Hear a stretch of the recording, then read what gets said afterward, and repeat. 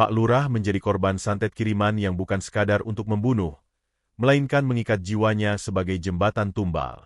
Dukun dari berbagai desa tak sanggup menghadapi kekuatan itu. Hingga seorang pria pendiam, murid terakhir seorang kiai pemutus ilmu hitam, menghadapi pengkhianat lama yang kini menagih dendam dengan kekuatan mematikan. Namun sebelumnya bagi yang beragama Islam saya sarankan untuk menuliskan selawat Nabi Muhammad agar kelak selawat ini menjadi saksi untuk mendapat syafaat di akhirat. Like dan subscribe ke channel ini sangat membantu menambah wawasan dan membantu kami membuat cerita baru yang menghibur. Tidak ada yang benar-benar siap melihat rambut tumbuh dari dalam mulut orang yang masih hidup. Malam itu, Desa Wanasari terbangun bukan oleh suara ayam atau azan subuh, melainkan oleh jeritan panjang yang melubangi kesunyian. Jeritan itu datang dari rumah dinas Pak Lurah Suryanta Wiryono, seorang pria yang selama ini dikenal keras kepala, tegas, dan hampir tak pernah terlihat sakit. Namun malam itu, tubuhnya menggigil seperti daun kering disapu angin. Istrinya, Ratmi, yang pertama kali melihatnya. Ia bersumpah awalnya hanya terdengar suara seperti orang tersedak. Saat ia menyalakan lampu kamar, cahaya kuning redup menyingkap pemandangan yang membuat lututnya lemas. Pak Lurah terbaring dengan mata melotot. Wajahnya kebiruan seperti orang kekurangan napas. Bibirnya bergetar. Dan dari sela-sela giginya, sesuatu yang hitam menyembul keluar. Bukan darah. Bukan muntahan. Rambut. Helai demi helai, panjang, basah, dan menggumpal seperti baru ditarik dari selokan. Rambut itu keluar perlahan dari tenggorokannya, seakan ada tangan tak terlihat yang sedang menariknya dari dalam perut. Ratmi berteriak hingga tetangga berdatangan. Namun ketika orang-orang masuk ke kamar, rambut itu sudah berhenti. Tergeletak di lantai seperti bangkai ular kecil. Itu terjadi tepat pukul 12 malam. Keesokan harinya, Pak Lurah dibawa ke puskesmas. Dokter muda bernama Arfan memeriksa dengan cermat, tensi, jantung, paru-paru, hingga ronggen dada. Semua hasilnya normal. Tidak ada infeksi. Tidak ada luka dalam. Tidak ada tumor. Tidak ada apapun yang menjelaskan kenapa kulit pria itu berubah biru keunguan seperti mayat yang tertahan pembusukan. Kemungkinan gangguan psikosomatis, ujar Arfan dengan ragu. Namun malam berikutnya, tepat pukul 12, rambut itu kembali keluar. Lebih banyak, lebih panjang. Dan kali ini, Pak Lurah tak hanya tercekik, kukunya menghitam seperti terbakar dari dalam. Matanya memerah. Tubuhnya menegang seperti ditarik tali dari segala arah. Desa Wanasari mulai berubah. Anak-anak tidak lagi bermain selepas maghrib. Warung tutup lebih cepat. Lampu-lampu rumah menyala lebih lama dari biasanya. Seakan cahaya bisa mengusir sesuatu yang tak terlihat. Isu santet mulai berembus. Nama-nama lama disebut pelan-pelan. Lawan politik. Sengketa tanah. Keputusan proyek irigasi yang memicu kemarahan. Dukun pertama datang dari desa sebelah, seorang pria Tambun bernama Ki Drajat. Ia duduk bersila di kamar Pak Lurah, membakar kemenyan dan membaca mantra dengan suara berat. Namun sebelum tengah malam tiba, tubuhnya mendadak gemetar. Keringatnya bercucuran. Matanya membelalak ke sudut kamar. Ada yang berdiri di sana, bisiknya. Padahal sudut itu kosong. Saat jarum jam tepat menunjuk angka 12, Pak Lurah kembali tercekik. Rambut menyembul. Ki Drajat mencoba memegangnya, dan langsung terlempar ke belakang seperti ditendang tenaga tak kasat mata. Ia pingsan sebelum ritual selesai. Dukun kedua muntah darah. Dukun ketiga bahkan tak mau masuk rumah. Ia hanya berdiri di halaman, wajahnya pucat seperti abu, lalu berkata lirih, "Ini bukan santet biasa." Setiap malam, teror itu datang dengan pola yang sama. Dan setiap malam, rambut itu semakin banyak. Di tengah kepanikan yang merayap dari rumah ke rumah, ada satu orang yang tetap terlihat biasa saja. Jaka Prawira. Tukang kebun balai desa itu tetap menyapu halaman setiap pagi. Gerakannya pelan, teratur, tanpa ekspresi. Kulitnya legam terbakar matahari. Matanya cekung, seperti menyimpan sesuatu yang tak pernah dibagikan. Ia tinggal di gubuk kecil dekat kebun bambu di pinggir desa, tempat yang bahkan siang hari pun terasa lembab dan dingin. Ia tak ikut berkerumun, tak ikut berbisik, Namun beberapa orang mulai menyadari sesuatu. Saat rambut-rambut itu dikumpulkan dan hendak dibakar, Jaka berdiri agak jauh. Tatapannya tidak terkejut, tidak jijik. Ia tampak mengenali. Malam kelima menjadi puncak. Langit tanpa bintang. Angin berhenti seperti napas yang ditahan. Warga berkumpul di luar rumah dinas, menunggu dengan jantung berdegup tak karuan. Di dalam kamar, Ratmi memegang tangan suaminya yang semakin dingin. Tubuh Pak Lurah nyaris sepenuhnya kebiruan. Napasnya tersengal. Jam berdentang 12 kali. Dan rambut itu keluar lagi. Namun kali ini, tidak jatuh ke lantai. Rambut itu berhenti di udara. Helai-helainya menggeliat, saling melilit seperti sekumpulan cacing hitam yang hidup. Ujungnya terangkat, perlahan, seakan mencium udara. Ratmi menjerit ketika rambut itu bergerak sendiri, memanjang hingga menyentuh lantai, lalu merayap ke arah pintu kamar. Orang-orang yang berdiri di luar mendengar suara gesekan aneh, seperti sapu lidi diseret pelan di atas kayu. Pintu kamar terbuka perlahan, dan rambut itu masih terhubung dengan mulut Pak Lurah, merayap keluar, menelusuri lantai, mencari sesuatu. Di teras, Jaka berdiri. Untuk pertama kalinya sejak semua ini dimulai, wajahnya berubah. Bukan takut, bukan kaget, melainkan tegang, seperti seseorang yang akhirnya melihat musuh lama muncul kembali. Rambut itu berhenti tepat di ujung kakinya. Lalu perlahan, ujungnya terangkat, seolah menyadari kehadiran yang sudah lama ditunggu. Dan tepat saat itu, Pak Lurah yang terbaring lemah di dalam kamar membuka matanya lebar-lebar dan berbicara dengan suara yang bukan miliknya. Akhirnya, kau keluar juga. Desa Wanasari tidak pernah pandai menyimpan rahasia. Ketika sesuatu ganjil terjadi, ia tidak hanya menyebar dari mulut ke mulut. Ia merambat seperti akar liar, menyusup ke celah dinding, mengendap di sumur tua, bahkan ikut terbawa angin sore. Dan setelah rambut itu bergerak sendiri menuju kaki Jaka, bisikan yang semula samar berubah menjadi tuduhan yang berani. Orang-orang mulai mengingat. Jaka Prawira bukan orang asing. Ia sudah 5 tahun menjadi tukang kebun balai desa. Tangannya cekatan menanam bunga kertas dan memangkas pucuk-pucuk liar yang menjulur dari pagar. Ia jarang bicara, jarang tersenyum, dan tak pernah terlihat benar-benar marah. Namun 3 tahun lalu, ia pernah menghilang. Bukan sehari atau 2 hari. 8 bulan. Tanpa pamit, tanpa pesan. Gubuknya kosong. Sapu dan cangkulnya ditinggalkan begitu saja.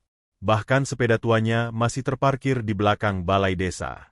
Warga mengira ia pergi merantau. Sebagian mengira ia mati di kota. Tak ada yang benar-benar peduli. Lalu suatu pagi, tanpa penjelasan, ia kembali. Tubuhnya lebih kurus. Wajahnya lebih keras. Dan ketika suatu siang ia tertangkap basah oleh anak-anak yang sedang mandi di sungai, terlihat jelas di punggungnya sebuah luka panjang membujur dari bahu kiri hingga pinggang kanan.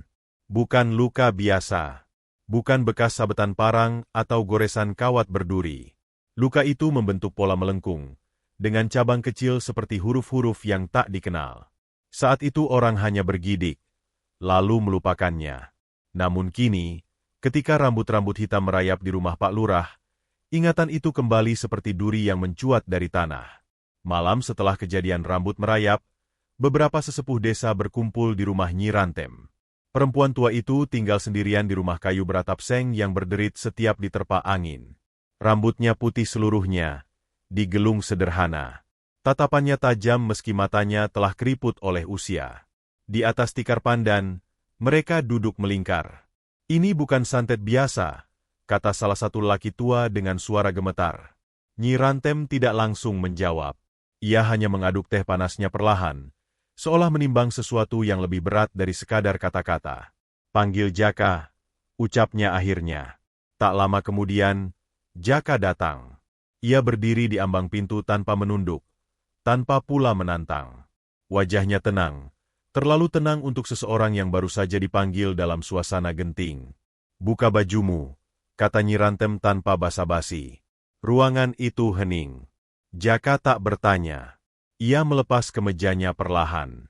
Dan di bawah cahaya lampu minyak yang temaram, Luka itu terlihat jelas. Beberapa orang terisak pelan. Garis panjang itu bukan sekadar bekas sayatan. Ia membentuk lingkaran yang terputus di tengah, dengan simbol kecil di tiap ujungnya. Bekas jahitan tipis terlihat samar, seolah luka itu pernah dibuka dan ditutup kembali. Nyi Rantem bangkit mendekat. Jemarinya yang kurus menyentuh bekas luka itu dengan hati-hati. "Segel murid pemutus," bisiknya pelan. Kata-kata itu menggantung seperti asap pekat. "Dari mana kau mendapat ini, Jaka?" Untuk pertama kalinya, sorot mata Jaka berubah. Ada sesuatu yang bergerak di sana, bukan takut, bukan malu, melainkan kenangan yang tidak ingin dihidupkan kembali. "Dari guru saya," jawabnya lirih. "Siapa?" Jaka menatap Nyi Rantem lurus-lurus. "Kiai Martoyo." Nama itu jatuh seperti batu ke dalam sumur dalam. Beberapa orang langsung menunduk. Ada yang beristighfar pelan. Ada yang memijat tengkuknya seolah mendadak pusing. Kiai Martoyo bukan nama sembarangan. Ia dikenal puluhan tahun lalu sebagai pemutus santet paling disegani di wilayah timur kabupaten. Banyak yang datang padanya untuk memohon pertolongan. Namun kematiannya 3 tahun lalu menyisakan tanda tanya besar. Ia ditemukan tewas di padepokannya sendiri, tanpa luka luar, tanpa darah, namun wajahnya membeku dalam ekspresi ngeri yang tak pernah bisa dilupakan orang-orang yang melihatnya. "Kau muridnya?" Suara seseorang bergetar. "Yang terakhir," jawab Jaka. Ia menarik napas panjang. "Pak Lurah tidak sakit. Ia tidak diracun. Ia tidak kerasukan seperti yang kalian kira." "Lalu apa?" tanya Nyi Rantem. Jaka menatap satu persatu wajah di ruangan itu. Beliau sedang diikat. Kening-kening berkerut. Bukan untuk dibunuh cepat, tapi dijadikan jembatan. Jembatan apa? Jembatan tumbal. Udara mendadak terasa lebih dingin. Jaka menjelaskan bahwa santet jenis itu bukan untuk sekadar mencabut nyawa. Ia bekerja perlahan, mengikat jiwa korban agar menjadi perantara bagi sesuatu yang lebih besar. Rambut yang keluar dari mulut Pak Lurah bukan sekadar media kiriman. Itu adalah penanda bahwa tubuhnya sedang dijadikan saluran. Jika dibiarkan, lanjut Jaka, jiwanya akan tertarik sepenuhnya. Dan yang masuk menggantikannya bukan manusia. Seseorang tersedak. "Siapa yang mengirim?" tanya Nyi Rantem pelan. Jaka terdiam cukup lama. Seakan nama itu sendiri memiliki berat yang tak mudah diangkat.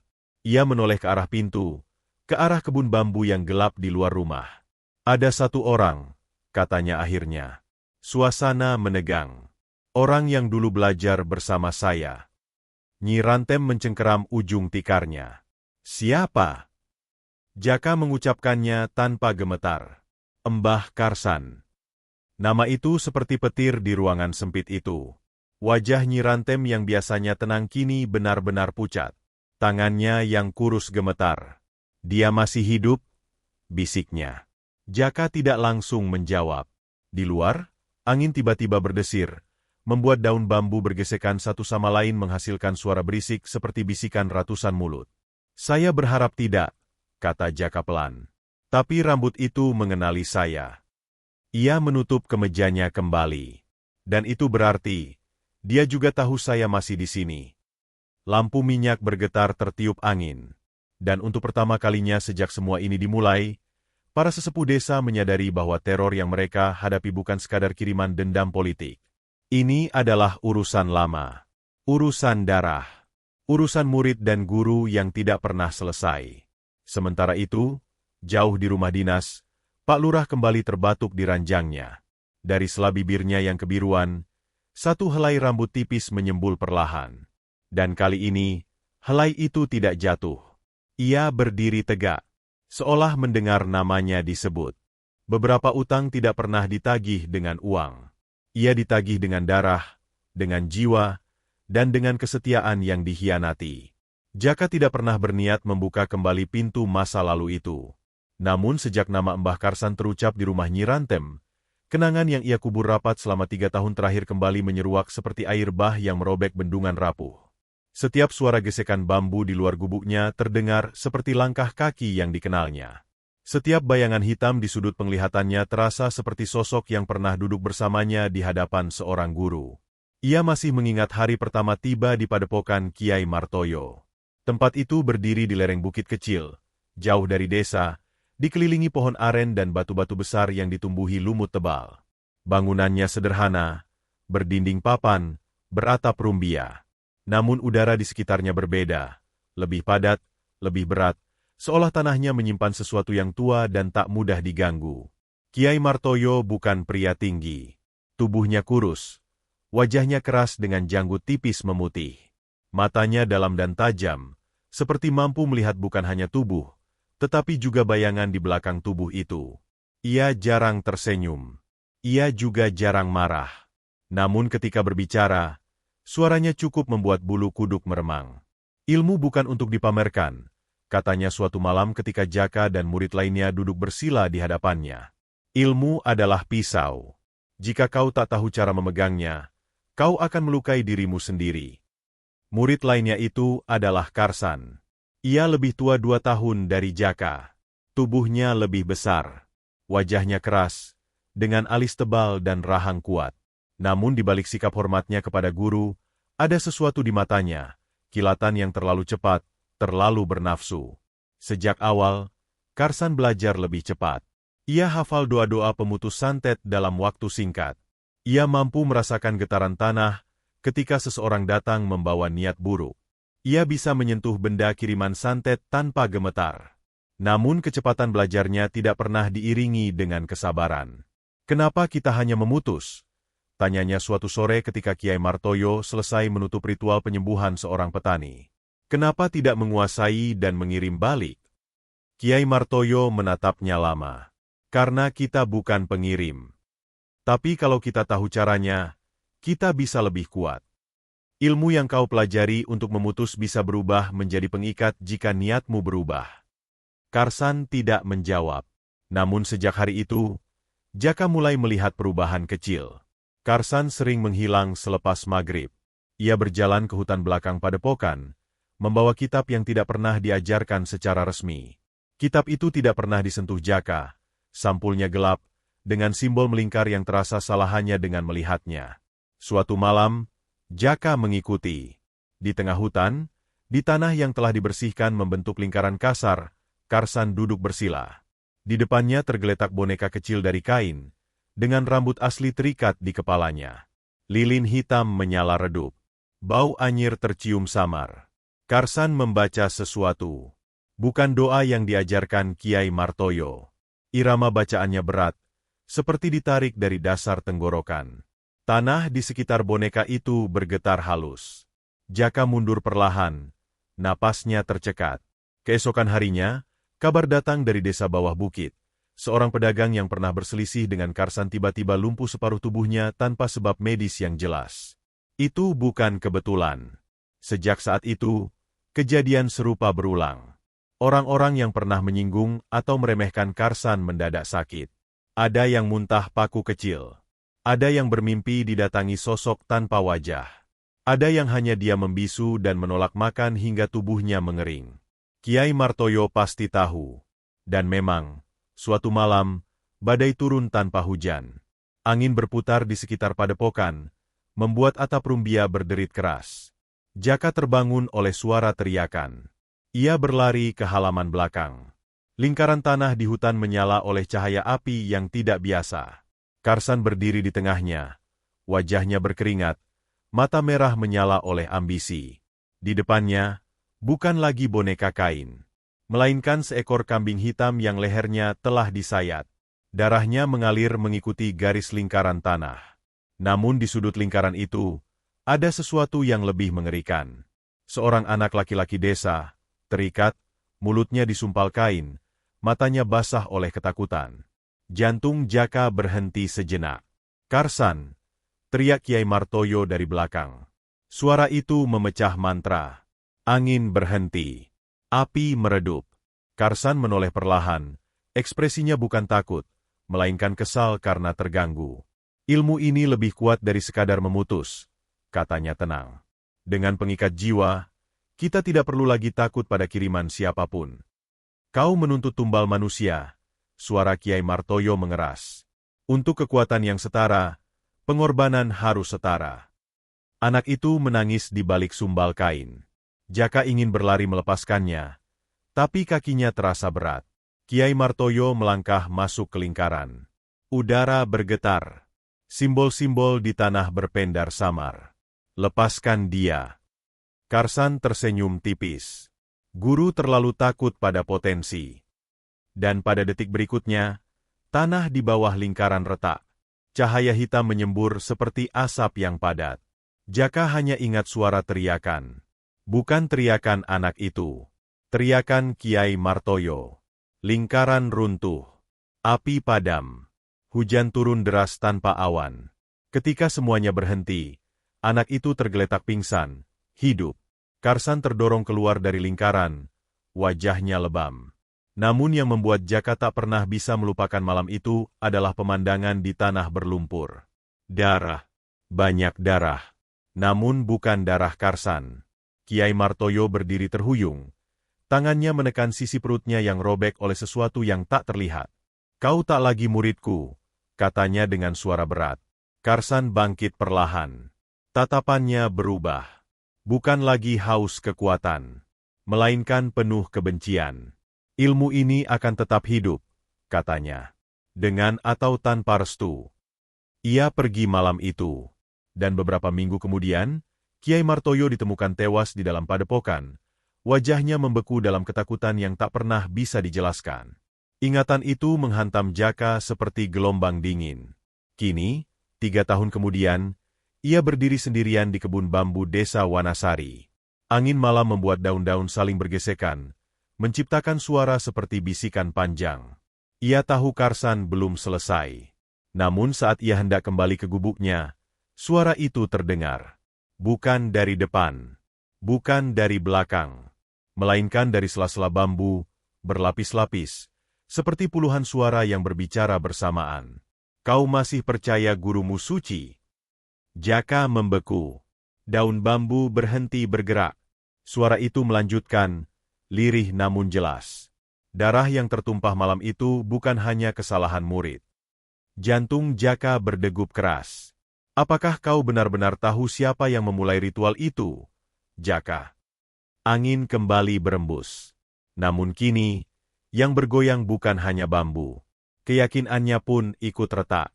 Beberapa ritual tidak gagal karena kurang kuat, melainkan karena sesuatu di seberang sana sudah lebih dulu menunggu. Rumah dinas Pak Lurah malam itu dipenuhi aroma garam dan ketakutan. Jendela-jendela ditutup rapat, tirai ditarik hingga tak ada celah bagi cahaya luar masuk. Hanya lampu minyak di sudut ruangan yang menyala redup. Cahayanya gemetar seperti ragu untuk tetap hidup. Warga berdiri berdesakan di teras, tak satu pun berani masuk kecuali mereka yang benar-benar dibutuhkan. Di tengah ruang tamu yang digeser perabotnya, Pak Lurah Suryanta Wiryono terbaring di atas tikar pandan. Tubuhnya semakin kurus dalam hitungan hari. Kulitnya tidak lagi sekadar kebiruan. Ia seperti memiliki semburat keabu-abuan, pucat tak wajar seperti mayat yang tertahan di ambang pembusukan. Kukunya hitam pekat, bibirnya pecah-pecah. Ratmi duduk di dekat kepalanya, menggenggam tangan suaminya yang dingin. Dan di hadapan mereka, Jaka berdiri dengan wajah lebih keras dari biasanya. Ia tidak lagi membawa sapu. Ia membawa kendi tanah liat berisi air dari sumur tua di kebun bambu, sumur yang tak pernah kering bahkan di musim kemarau. Air itu berat, bukan hanya karena isinya, tapi karena sejarahnya. Ia juga membawa segenggam garam kasar yang dibungkus kain putih lusuh. Tidak ada yang boleh keluar masuk setelah ini dimulai, ucap Jaka pelan namun tegas. Dan apapun yang terjadi, jangan sentuh saya. Tidak ada yang berani membantah. Jaka menaburkan garam membentuk lingkaran mengelilingi tubuh Pak Lurah. Gerakannya terukur, tidak terlalu cepat, tidak pula ragu. Setiap butir garam jatuh seperti titik kecil penahan sesuatu yang tak terlihat. Setelah lingkaran selesai, ia meletakkan kendi tepat di tengah ruangan, di antara dirinya dan tubuh Pak Lurah. Ia menutup mata. Ruangan menjadi sangat sunyi. Bahkan suara napas orang-orang di teras terdengar seperti gangguan. Doa mulai mengalir dari mulutnya. Bukan doa yang biasa terdengar di masjid atau pengajian. Irama bacaannya berat, dalam, seperti diambil dari lapisan bumi yang paling tua. Setiap kata terdengar seperti memanggil sesuatu untuk mundur. Awalnya tidak ada yang berubah. Namun perlahan, udara di ruangan itu terasa lebih tebal. Lampu minyak berkedip lebih cepat. Api kecilnya memanjang, lalu mengecil kembali. Lalu angin berhenti. Bukan karena tak ada celah, melainkan karena sesuatu sedang menahan napasnya. Jaka menaikkan volume bacaannya. Tepat saat jarum jam ruang tamu berdentang 12 kali, lampu minyak padam. Kegelapan menyergap. Ratmi menjerit pelan, tapi segera menutup mulutnya sendiri. Dalam gelap itu, terdengar suara yang sudah dikenali seluruh desa, suara tersedak, seperti seseorang mencoba memuntahkan sesuatu yang terlalu besar untuk keluar. Cahaya dari luar yang merembes lewat celah pintu memperlihatkan bayangan. Rambut. Keluar lagi dari mulut Pak Lurah. Namun kali ini, bukan hanya beberapa helai. Segumpal besar rambut hitam basah menyembul, jatuh ke dada, lalu bergerak. Ia tidak lagi terkulai seperti benda mati. Helai-helainya merentang perlahan, seolah mencari arah. Ujungnya merayap melewati lingkaran garam tanpa menyentuhnya. Seakan garam itu bukan penghalang bagi dirinya, melainkan bagi yang lain. Jaka membuka mata. Untuk sepersekian detik, ada sesuatu yang melintas di wajahnya. Bukan takut, melainkan kesadaran bahwa ia telah meremehkan lawannya. Rambut itu merayap menuju dirinya. Setiap sentuhan rambut pada lantai kayu terdengar seperti suara kuku menggores peti mati. Jaka tetap duduk bersila. Tangannya mengepal di atas lutut. Doanya tidak terputus. Namun ketika ujung rambut itu menyentuh garis garam di depannya, terdengar suara mendesis, seperti air panas dituangkan ke logam. Rambut itu berhenti, lalu perlahan terangkat, seolah menatapnya. Pak Lurah tiba-tiba membuka mata. Putih matanya hampir seluruhnya hilang, digantikan warna gelap yang dalam seperti sumur tak berdasar. Dan ketika ia berbicara, suara yang keluar bukan suara seorang pria sekarat, melainkan suara berat, berlapis, seperti banyak orang berbicara dalam satu tenggorokan. Kau datang juga, murid kecil. Ratmi menjerit. Beberapa orang di teras mundur selangkah. Jaka menghentikan doanya sesaat. Siapa kau? Tanyanya. Suaranya tetap tenang meski jantungnya berdegup tak wajar. Rambut itu menggeliat lebih cepat. Aku bukan kiriman. Suara itu menjawab melalui mulut Pak Lurah. Aku penjaga. Penjaga apa? Gerbang. Kata itu jatuh seperti batu di dada setiap orang yang mendengarnya. Jaka tahu istilah itu. Ia pernah mendengarnya dari Kiai Martoyo, hanya sekali, dalam nada peringatan yang tak pernah dijelaskan lebih lanjut. Penjaga gerbang bukan pengirim santet. Ia adalah sesuatu yang berdiri di antara dunia yang terlihat dan yang tidak. Rambut itu mendadak menyambar maju, menembus garis garam tanpa efek apapun. Ujungnya melilit pergelangan tangan Jaka. Dingin. Bukan sekadar dingin seperti air, melainkan dingin seperti ruang kosong. Jaka terhuyung, tapi tidak terjatuh. Ia segera mencipratkan air dari kendi ke arah rambut itu. Suara mendesis keras terdengar. Asap tipis mengepul. Namun rambut itu tidak mundur. Ia malah semakin kuat mencengkeram. Kau pikir ini santet biasa? Suara itu kembali berbicara. Kau pikir kau bisa memutus apa yang sudah terikat di akar? Tangan Jaka mulai bergetar. Untuk pertama kalinya sejak ritual dimulai, doanya terputus sepenuhnya. Pak Lurah tertawa. Tawa itu bukan tawa manusia. Ia seperti suara kayu patah di tengah hutan. Kami tidak mengikat satu jiwa saja. Ruangan terasa semakin sempit. Apa maksudmu? Jaka memaksa bertanya. Rambut itu menjalar naik ke lengannya. Dia hanyalah pintu. Jaka menoleh ke arah Ratmi. Wajah perempuan itu pucat. Jiwa yang dijadikan jembatan bukan hanya miliknya. Lampu minyak menyala kembali tiba-tiba, tanpa disentuh siapapun. Dan dalam cahaya itu, Jaka melihat sesuatu yang membuat darahnya membeku. Di bayangan dinding, bukan hanya siluet Pak Lurah yang terbaring. Ada bayangan lain. Lebih kecil. Lebih banyak. Seolah beberapa sosok berdiri di belakangnya, menunggu giliran. Rambut itu mengencang di pergelangan tangan Jaka. "Kalian sudah terlambat," suara itu berbisik. Dan tepat sebelum rambut itu menjerat lehernya, Pak Lurah berteriak dengan dua suara sekaligus. Gerbang sudah dibuka untuk lebih dari satu. Lalu tubuhnya melengkung ke belakang, seolah ada tangan tak terlihat menariknya dari dalam. Dan Jaka sadar, ritual ini tidak sedang memutus. Ia sedang memancing sesuatu keluar. Dan yang keluar, tidak datang sendirian. Langit malam itu kosong, seperti dilucuti dari segala pengharapan. Tidak ada bulan, tidak ada bintang. Hanya bentangan gelap yang terasa terlalu dekat dengan kepala manusia, seolah jika seseorang melompat cukup tinggi, ia bisa menyentuh kehampaan itu dengan ujung jarinya. Ritual dipindahkan. Setelah kegagalan di rumah dinas dan kemunculan sesuatu yang menyebut dirinya penjaga gerbang, Jaka tahu satu hal dengan pasti, ruangan berdinding kayu terlalu sempit untuk menghadapi kekuatan yang bekerja di akar tanah. Jika ada gerbang yang terbuka, maka ia tertanam di bumi, bukan di atap rumah. Sawah timur adalah tanah tertua di desa Wanasari. Pematangnya lebih tinggi dari yang lain, dan di bawahnya mengalir urat air purba yang tak pernah kering. Orang-orang tua percaya, sebelum desa berdiri, tanah itu sudah menjadi tempat orang berjanji dan berkhianat. Di sanalah Pak Lurah dibaringkan malam itu. Tubuhnya diangkat dengan hati-hati oleh 4 lelaki desa. Ia tampak lebih ringan dari seharusnya, seperti sebagian beratnya telah diambil oleh sesuatu yang tak terlihat. Ratmi berjalan di belakang, wajahnya sembab, bibirnya tak henti berkomat kamit tanpa suara. Obor dipasang berjajar mengelilingi pematang.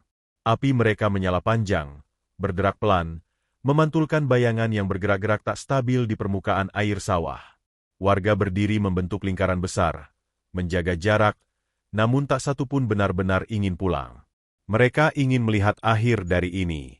Atau mungkin, mereka takut jika tidak melihat, sesuatu akan datang mengetuk rumah mereka berikutnya.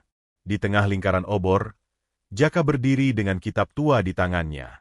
Sampulnya kusam, kulitnya retak, sudut-sudutnya menghitam oleh usia.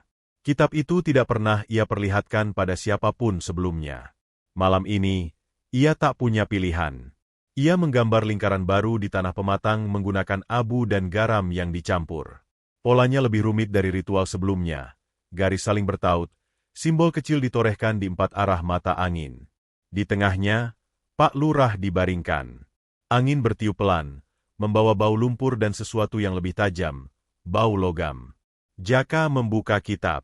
Halaman-halamannya tipis, dipenuhi tulisan tangan rapat yang tak seluruhnya dapat dipahami orang awam. Beberapa bagian terlihat seperti doa. Beberapa lainnya lebih menyerupai peringatan. Ia mulai membaca. Suara Jaka malam itu berbeda. Lebih berat, lebih dalam. Seolah ia tidak hanya membaca, melainkan menarik sesuatu dari dadanya sendiri. Obor-obor mulai bergetar lebih kuat meski angin tidak berubah. Air sawah di sekitar pematang beriak tanpa sebab. Pak Lurah mendadak menggeliat. Matanya terpejam, namun alisnya berkerut keras seperti seseorang yang sedang bermimpi buruk yang tak bisa ia bangunkan dirinya sendiri. "Bertahan," bisik Ratmi dari luar lingkaran. Tiba-tiba suhu udara turun. Bukan turun seperti malam biasa, melainkan jatuh drastis seperti udara dalam sumur tua. Asap tipis muncul di atas tanah, membentuk garis samar yang berputar di sekitar lingkaran ritual.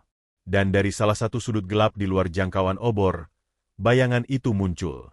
Awalnya hanya kabut hitam, lalu memadat, lalu membentuk kontur bahu, pala, oboh. Sosok itu berdiri tanpa menyentuh tanah sepenuhnya. Kakinya seperti menyatu dengan bayangan di bawahnya. Wajahnya tak sepenuhnya jelas, namun mata itu, mata yang menyala redup seperti bara dalam abu, tak mungkin salah. Beberapa warga mundur serempak. Nyi Rantem terisak pelan. "Embah, Karsan." Suaranya hampir tak terdengar. Sosok itu tidak berjalan. Ia meluncur perlahan mendekati lingkaran, namun berhenti tepat di batas simbol yang digambar Jaka. Jaka tidak menghentikan bacaannya, namun urat di lehernya menegang. "Masih kau lanjutkan warisan itu?" Suara Mbah Karsan terdengar tidak dari satu arah, melainkan dari segala sisi. Berat, dalam, mengandung ejekan yang tua. Aku tidak datang untuk melanjutkan, jawab Jaka tanpa menatapnya. Aku datang untuk memutus. Tawa pendek terdengar. Memutus. Karsan mengulang. Suaranya mengandung getir. Seperti dia memutus hidup adikku. Suasana mendadak berubah. Warga saling pandang. Jaka terdiam sepersekian detik. Cukup untuk membuat halaman kitab di tangannya bergetar. Kau tahu kebenarannya. Karsan melanjutkan. Atau kau hanya menelan cerita guru seperti anak baik yang patuh? Bayangan itu bergerak sedikit lebih dekat. Api obor memanjang, hampir padam, lalu kembali menyala. Guru kita menyimpan ilmu yang lebih gelap dari apapun yang kau tuduhkan padaku. Suara Karsan makin keras. Ilmu pemutus mutlak bukan tanpa harga. Jaka akhirnya mengangkat wajahnya. Adikmu tidak mati karena guru. Kau yakin? Tanya Karsan pelan, hampir berbisik. Tiba-tiba kitab di tangan Jaka terasa basah. Ia menunduk. Dari sela-sela halaman, cairan merah menetes perlahan. 1 tetes. 2 tetes. Jatuh ke tanah pematang, menyerap ke lumpur. Bau besi menguat.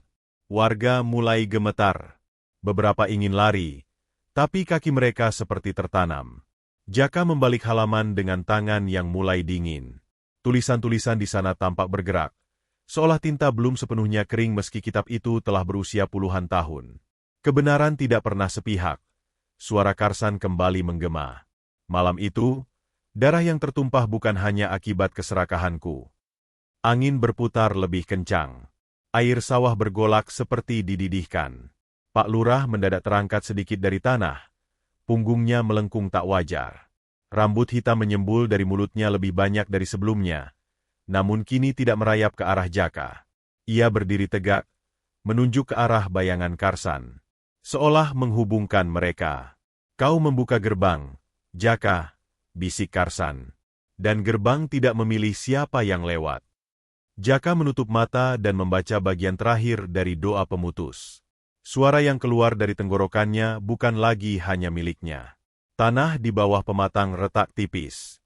Pusaran kecil terbentuk di udara antara dirinya dan bayangan Karsan.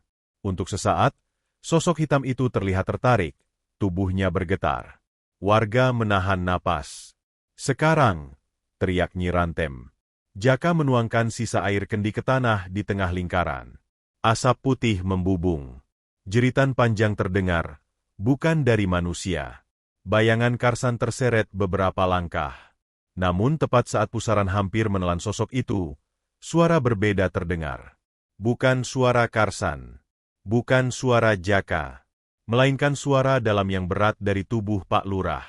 Belum selesai. Tubuhnya jatuh kembali ke tanah. Rambut-rambut itu terkulai. Semua suara berhenti. Angin lenyap. Api obor stabil kembali. Jaka terengah, lututnya hampir goyah. Ia menoleh cepat ke arah Pak Lurah. Tubuh itu diam. Terlalu diam. Ratmi berlari masuk lingkaran tanpa peduli simbol di tanah. Mas! Teriaknya panik. Jaka merangkak mendekat, menempelkan telinganya ke dada Pak Lurah. Tidak ada detak. Tidak ada napas. Hanya sunyi yang padat. Wajah Ratmi runtuh dalam jeritan yang merobek malam. Dan di atas mereka, langit tanpa bulan tetap kosong, seolah menyaksikan tanpa niat untuk ikut campur.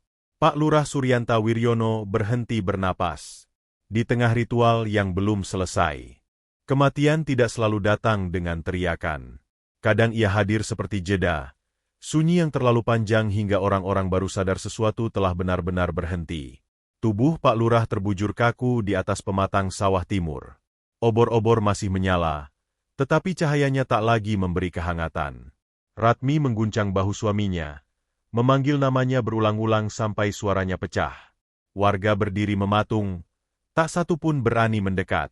Mereka menatap Jaka, karena kini semuanya kembali padanya. Jaka berlutut di sisi tubuh yang tak lagi bernapas itu. Telinganya masih menempel di dada Pak Lurah, seolah berharap ada detak yang terlambat. Namun tak ada apapun selain kekosongan yang dingin. Angin yang tadi mengamuk kini benar-benar mati. Dan dalam keheningan itu, suara terdengar lagi. Bukan dari luar lingkaran. Bukan dari bayangan yang tadi membentuk sosok Mbah Karsan. Melainkan dari dalam kepala Jaka sendiri. Kau sudah merasakan harganya. Ia mengangkat wajah perlahan. Di hadapannya, bayangan hitam belum sepenuhnya hilang. Ia terdistorsi, seperti asap yang enggan bubar. Ilmu pemutus mutlak. Suara itu kembali berbicara, kali ini lebih jelas, lebih dekat. Kau tahu bagaimana gurumu mempelajarinya? Jantung Jaka berdetak lebih keras dari sebelumnya. Ia tahu istilah itu. Kiai Martoyo pernah menyebutnya hanya sekali, dalam nada yang hampir seperti penyesalan. Ilmu pemutus mutlak. Ilmu yang bukan hanya memutus kiriman, tetapi memutus akar pengirimnya. Ilmu yang tidak hanya membalikan, tetapi mengikat ulang. Dan ilmu itu menuntut penguat. Apa yang kau tahu? Suara Jaka terdengar serak. Bayangan itu bergerak lebih dekat ke tubuh Pak Lurah, seakan menyentuhnya tanpa benar-benar menyentuh. Guru kita pernah menggunakannya. Suara itu menjawab. Dan kau tahu siapa penguatnya? Warga di luar lingkaran tidak mendengar percakapan itu. Mereka hanya melihat Jaka duduk kaku. Wajahnya memucat. Jaka teringat malam di padepokan sebelum tragedi itu. Ia ingat Kiai Martoyo mengunci diri di ruang dalam selama berhari-hari. Ia ingat suara bisikan doa yang berbeda dari biasanya. Ia ingat bau anyir samar yang tak pernah dijelaskan. Dan ia ingat satu wajah yang tak pernah kembali. Adik Karsan. Anak lelaki yang sering datang membawa kayu bakar ke padepokan. Wajahnya lugu. Usianya tak lebih dari 15. Ia menghilang tepat sebelum ritual di hutan yang menyebabkan pengusiran Karsan. Tidak, bisik Jaka, lebih pada dirinya sendiri. Setengah jiwa, suara itu berlanjut. Itulah harga agar pemutus menjadi mutlak. Jiwa yang belum penuh dosa. Jiwa yang masih bersih. Potongan-potongan ingatan menyatu. Kiai Martoyo tidak pernah menjelaskan kemana perginya anak itu. Ia hanya berkata, tidak semua pengorbanan bisa diceritakan. Darah yang tertumpah malam pengusiran Karsan. Bukan hanya akibat ritual terlarang Karsan. Melainkan sisa dari sesuatu yang lebih dulu dilakukan. Guru kita tidak suci. Suara itu berbisik. Ia memulai apa yang ia larang. Angin tiba-tiba berembus pelan, membuat api obor melengkung ke satu arah. Wajah Jaka terasa panas, tetapi dadanya justru dingin. Ia melihat ke arah bayangan itu. Jadi ini balas dendam? Tanyanya. Ini penyeimbang, jawab suara itu. Kau menyebutku haus kekuatan. Tapi gurumu lebih dulu meminum darah yang sama. Warga mulai berbisik gelisah ketika melihat tubuh Pak Lurah tetap tak bergerak. Ratmi menangis terisak, memohon agar siapapun yang mendengar mengembalikan suaminya. Jaka menatap kitab tua di tangannya. Cairan merah masih menetes dari sela-sela halaman, membasahi jari-jarinya. Ia sadar sesuatu yang lebih mengerikan dari semua ini. Ia tidak hanya memutus santet malam ini. Ia sedang mengulang siklus. Jika ia memilih menggunakan ilmu pemutus mutlak sekarang, seperti yang hampir ia lakukan beberapa menit lalu, ia akan membutuhkan penguat. Dan di lingkaran itu, hanya ada satu tubuh yang bisa dijadikan jangkar. Pak Lurah. Separuh jiwa untuk memutus yang lain. Jaka menggertakkan giginya. Kau ingin aku mengulanginya? Suaranya bergetar oleh kemarahan dan ketakutan. Aku tidak perlu memintamu. Suara itu menjawab dingin. Ilmu itu sudah mengalir di punggungmu. Luka panjang di punggung Jaka terasa panas tiba-tiba, seperti disentuh bara. Segel murid pemutus. Tanda bahwa ia telah dipersiapkan sebagai penerus. Sebagai wadah. Bayangan Karsan kini lebih jelas. Wajahnya terlihat, lebih tua, lebih keras, namun matanya menyimpan luka yang tidak pernah sembuh. Kau pikir aku menyerang tanpa alasan? Suara Karsan terdengar kini bukan hanya di kepala Jaka, tetapi menggema tipis di udara. Adikku menjadi penguat. Separuh jiwanya terikat selamanya. Gurumu menyebutnya perlu. Ratmi menjerit lagi ketika tubuh Pak Lurah sedikit tersentak, lalu kembali diam. Jiwanya belum sepenuhnya pergi, suara Karsan melanjutkan. Ia masih tergantung. Kau masih bisa menyelamatkannya. Jaka menatap tubuh itu. Jika ia menghentikan ritual sekarang, santet pengikat jiwa tidak akan benar-benar terputus. Gerbang yang telah terbuka akan tetap menganga. Desa ini tidak akan pernah aman. Namun jika ia melanjutkan dan memanggil ilmu pemutus mutlak, ia harus membayar harga yang sama seperti gurunya. Separuh jiwa. Entah miliknya, atau milik Pak Lurah, atau ia mengangkat wajah ke arah warga. Mereka menatapnya dengan harap dan takut yang bercampur. Ia sadar satu hal yang membuat tenggorokannya terasa kering. Ia bukan hanya murid terakhir. Ia adalah satu-satunya yang tahu bagaimana mengulang dosa itu. Suara Karsan berbisik untuk terakhir kalinya malam itu. Pilih, Jaka. Angin kembali berputar. Api obor meninggi. Tubuh Pak Lurah tiba-tiba terangkat setinggi beberapa jengkal dari tanah. Rambut hitam kembali menyembul dari mulutnya, namun kini bercampur dengan sesuatu yang berkilau samar seperti serpihan cahaya. Separuh jiwa masih tergantung di antara dunia. Dan Jaka tahu, apapun yang ia pilih malam ini akan menentukan apakah ia menjadi pemutus atau penerus dosa. Ia membuka kitab tua itu lagi. Tangannya gemetar. Ia harus memilih antara menghentikan ritual dan membiarkan gerbang tetap terbuka, atau menyelamatkan Pak Lurah dengan harga yang mungkin membuatnya tak lagi utuh sebagai manusia. Tidak ada waktu tersisa untuk menimbang. Tubuh Pak Lurah masih melayang beberapa jengkal di atas tanah sawah yang becek. Rambut hitam yang menyembul dari mulutnya menggeliat seperti makhluk hidup, mencakar udara, mencari sesuatu untuk dipaut. Wajahnya membiru semakin pekat, urat-urat di lehernya menonjol seperti akar yang hendak keluar dari kulit. Warga mulai mundur perlahan. Sebagian berdoa dengan suara gemetar. Sebagian lagi memanggil nama Jaka seperti orang yang memanggil perahu terakhir sebelum badai menelan laut. Dan di tengah lingkaran obor yang gemetar itu, Jaka berdiri dengan kitab tua di tangannya. Ia tahu jika ia berhenti sekarang, gerbang yang telah terbuka tidak akan menutup sendiri. Pengikat jiwa yang dilepaskan tidak bisa begitu saja dibiarkan terurai. Mbah Karsan mungkin terseret mundur malam ini, tetapi luka di antara dunia akan tetap menganga. Ia teringat wajah adik Karsan. Ia teringat pengakuan tak langsung dari Kiai Martoyo. Ia teringat panas segel di punggungnya. Jika ini dosa, gumamnya pelan, biarlah aku yang menanggungnya. Ia menjatuhkan lututnya ke tanah sawah yang lembek. Lumpur merembes ke kain celananya. Kitab tua itu ia buka pada halaman yang tidak pernah benar-benar ia baca sampai tuntas. Halaman yang selalu membuat Kiai Martoyo menghentikan pelajaran dan mengalihkan pembicaraan. Huruf-hurufnya tampak bergetar, seperti hidup. Cairan merah yang menetes dari selah halaman kini berhenti, mengering menjadi noda pekat. Jaka menarik napas panjang. Lalu ia mulai melafalkan doa yang tidak pernah seharusnya diwariskan. Suara Jaka tidak keras. Namun setiap suku kata yang keluar terasa berat, seakan menggerakkan sesuatu di bawah tanah. Angin yang tadinya mati kini berputar perlahan, mengitari lingkaran ritual. Api obor memanjang ke atas, membentuk garis-garis cahaya yang mengarah ke langit tanpa bulan. Tanah di bawah lutut Jaka bergetar. Retakan kecil muncul, membelah lumpur sawah seperti garis tipis yang merayap cepat ke segala arah. Warga menjerit ketika retakan itu melebar. Dari celah tanah, asap hitam pekat menyembur keluar, berputar membentuk pusaran tepat di tengah lingkaran. Bau anyir bercampur bau tanah basah memenuhi udara.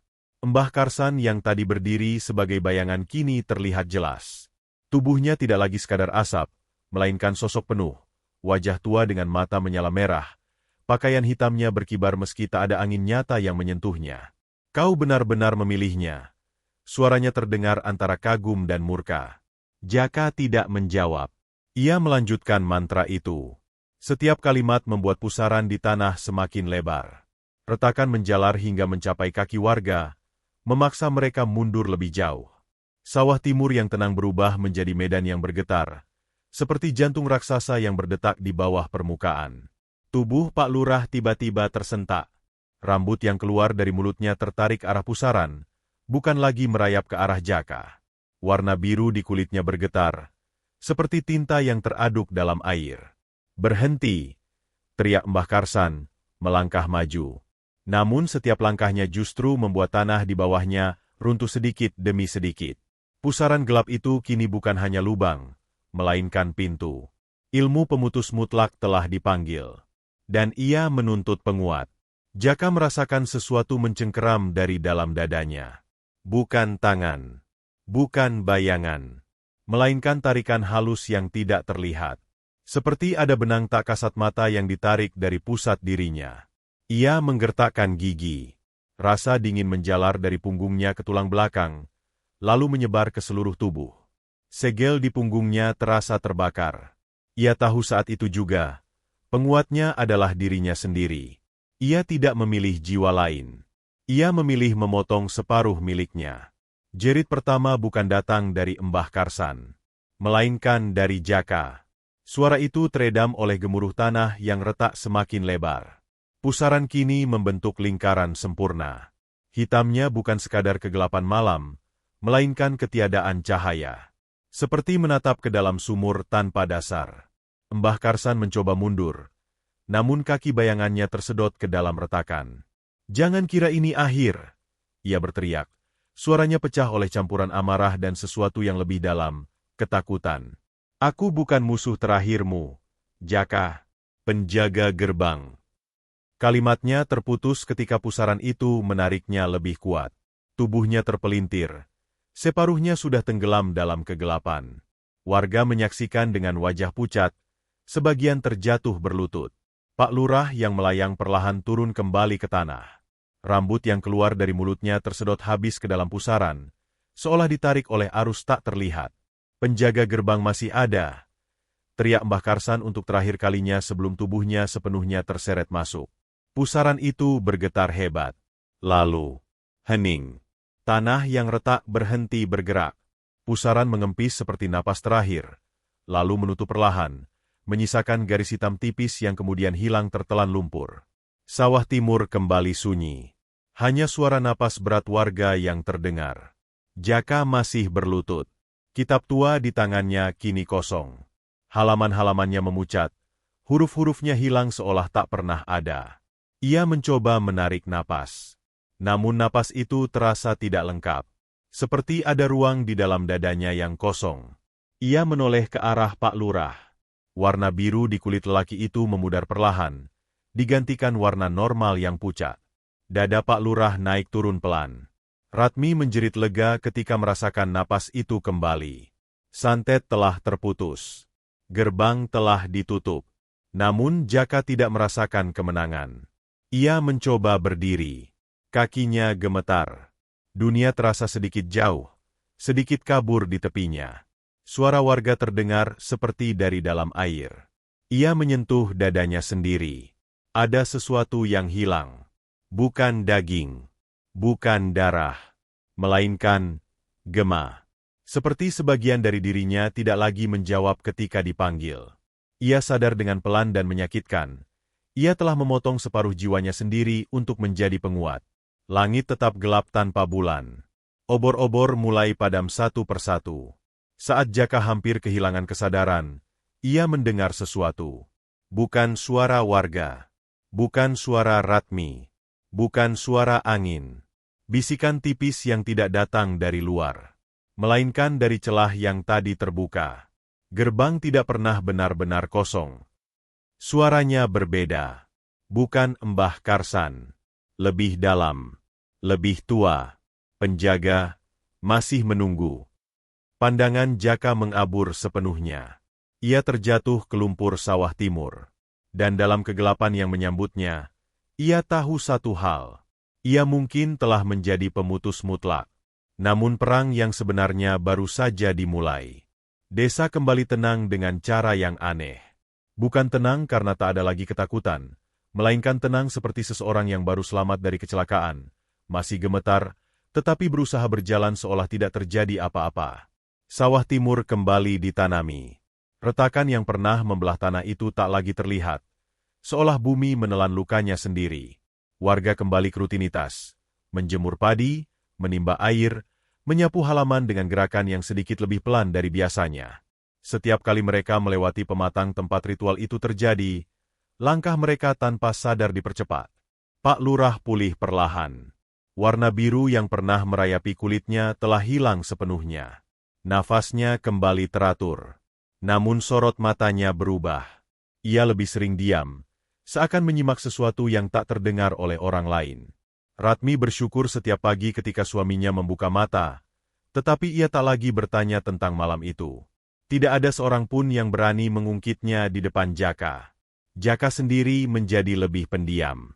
Sejak malam pusaran itu menelan Mbah Karsan, ada sesuatu yang berbeda dalam caranya berjalan, dalam caranya menatap.